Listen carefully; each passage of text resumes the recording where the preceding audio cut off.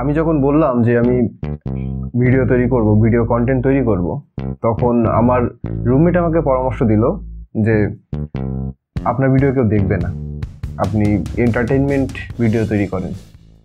এটা সত্য। সস্তা এন্টারটেইনমেন্ট আমাদের মস্তিষ্কে, আমাদের সোসাইটিতে ঢুকতে ঢুকতে আর জায়গা নেই। সব কিছুতে আপনার এন্টারটেইনমেন্ট দরকার, সারাটা দিন ধরে এন্টারটেইনমেন্ট দরকার। আপনি ভালো জিনিস দেখবেনই না।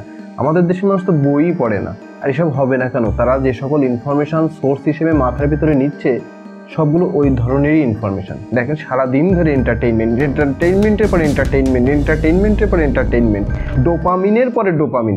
গাঁজা সেবন করেন, আপনি যখন মদ খান, আপনি যখন কোনো ড্রাগ নেন, তখন কিন্তু আপনার মস্তিষ্ক থেকে ডোপামিন নিঃসরণ করে। আর ডোপামিন আমাদেরকে ভালো লাগার অনুভূতি দেয়। আর আপনি যখন সারাদিন সোশ্যাল মিডিয়ায় সময় কাটান, ঠিক সেম টাইপের অনুভূতি আমাদের মস্তিষ্ক আমাদেরকে দিয়ে থাকে। গবেষণায় এটা দেখা গেছে যে কোকেন থেকে, যেমন কোকেন খাওয়ার পরে মানুষের অভ্যন্তরে যে ধরনের পরিবর্তন ঘটে থাকে, আপনি যখন সোশ্যাল মিডিয়া ব্যবহার করেন, ঠিক সেই ধরনের পরিবর্তন আমাদের মস্তিষ্কে ঘটে থাকে। তাহলে এটাকে আপনি আসক্তি বলবেন না তো কি বলবেন? এবার আসেন একটা ভিন্ন বিষয়ে কথা বলি। সেটা হচ্ছে, বর্তমানে আমাদের দেশে ভাইরাল কারা, সেলিব্রিটি কারা? তারাই সেলিব্রিটি যারা লুঙ্গি তুলে নাচতে পারে।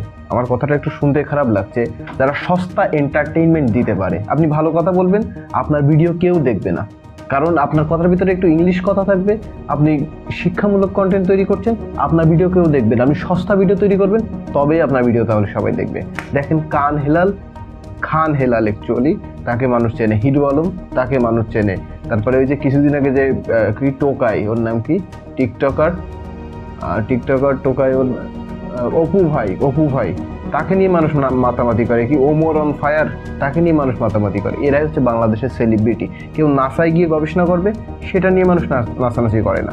আমরা আসলে কতটা সামাজিকভাবে আমাদের চিন্তা ভাবনার দিক থেকে পিছিয়ে আছি, এটার একটা সাধারণ নমুনা দিয়েই আমি। সাধারণত দেখেন, ইউটিউবে আপনি যদি দেখেন, তাহলে বড় বড় ইউটিউবার যারা আছে, অক্সফোর্ড, ক্যামব্রিজ, হার্ভার্ড, MIT থেকে পড়াশোনা করে এসে তারা কন্টেন্ট ক্রিয়েট করছে। তাতে সোসাইটির কিচ্ছু যাচ্ছে আসছে না। কিন্তু আপনি বিশ্ববিদ্যালয়ে পড়াশোনা করেছেন, আপনি অন্যের গোলামি করবেন না। আপনি কি করবেন? আপনি কন্টেন্ট ক্রিয়েট করবেন। ও মা, সোসাইটি তো একদম নষ্ট হয়ে গেল। ছেলেটা এত পড়াশোনা করে, এত বছর ধরে পড়াশোনা করে কি এখন কন্টেন্ট ক্রিয়েটার হয়েছে। এটা তো সোসাইটি একদমই মেনে নিতে পারবে না। ওই ছেলে তো দেওয়া উচিত। সরি টু বি রুড, আজকের মুডটাই এমন। তো সোসাইটি এইভাবে আমাদেরকে জাজ করে। কথায় আছে না, যে দেশে গুণের কদর হয় না, সে দেশে গুণী জন্মায় না। আমরা তাদেরকে কদর করি যারা সস্তা এন্টারটেনমেন্ট দিতে পারে। তাই আমাদের দেশের মানুষ, ছেলেমেয়েরা ওই হতে থাকে। আপনি টিকটকে ঢুকে দেখেছেন, এক পোলা সে বছর মেয়েদের পোশাক পরে সারাক্ষণ নেচে বেড়াচ্ছে, গেয়ে বেড়াচ্ছে। এরকম প্রচুর ভিডিও আছে। আমি সম্ভবত ভিজুয়াল অ্যাড করার চেষ্টা করবো এখানে। দেখলে বুঝবেন যে খাওয়ার সময় যদি এই ভিডিও দেখেন না, নিশ্চিত খাওয়ার তাহলে আপনার বমি হয়ে যাবে। এই ভিডিও আপনারা দেখেন, আর এই ভিডিওতে মিলিয়ন ভিউ। আর যদি কেউ ভালো কথা, আমার ভিডিও দেখার দরকার নেই, আমি কেউ না, আমি নাথিং। কিন্তু যারা ভালো কিছু বলে তাদের ভিডিও দেখেন, ভালো কিছু শেখার চেষ্টা করেন। আপনারা সেটা করবেন না।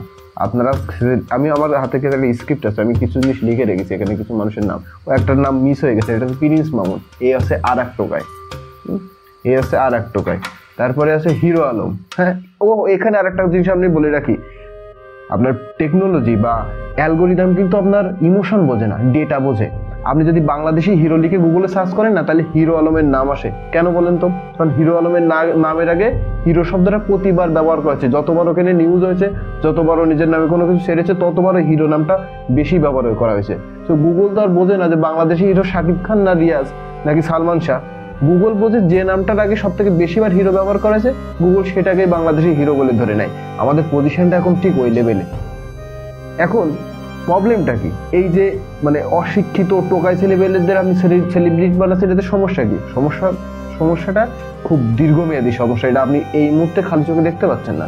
কারণ এটা যদি দেখেন, আপনি ধরেন আপনি একটা লাইব্রেরিতে আছেন, আপনি ভালো ভালো কিছু বই পড়লেন, তাহলে আপনি ভালো কিছু শিখলেন, এবং ওই যে জিনিসটা আপনি শিখলেন, ওইটা আপনার বাচ্চাদেরকে শেখালেন, আপনার আচার ব্যবহারের সাথে জুড়ে নিলেন, একটা সোসাইটিতে আপনার একটা জায়গা তৈরি হলো।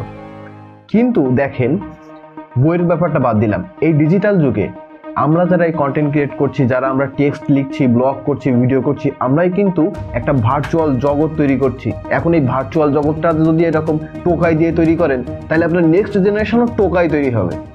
আর এই ভার্চুয়াল জগৎটাকে যদি আপনি এডুকেটেড মানুষদের দিয়ে, এডুকেটেড ইনফরমেশন দিয়ে রিচ করেন, তাহলে আপনার নেক্সট জেনারেশনও এডুকেটেড হবে। এটা মাথায় রেখেন। আজকে আপনি যেটাকে লাইক দিয়ে বাড়াচ্ছেন না, যাকে লাইক দিয়ে দিয়ে লাফালাফি করে উপরে তুলছেন, ওই একদিন আপনার বাচ্চাকে, আপনার সন্তানকে, আপনার জেনারেশনকে নিচে নামাবে। তাই নিজেকে শুধরান, ভালো জিনিসকে প্রমোট করুন, গুণীর কদর করতে শিখুন, দেশ এমনি বদলে যাবে।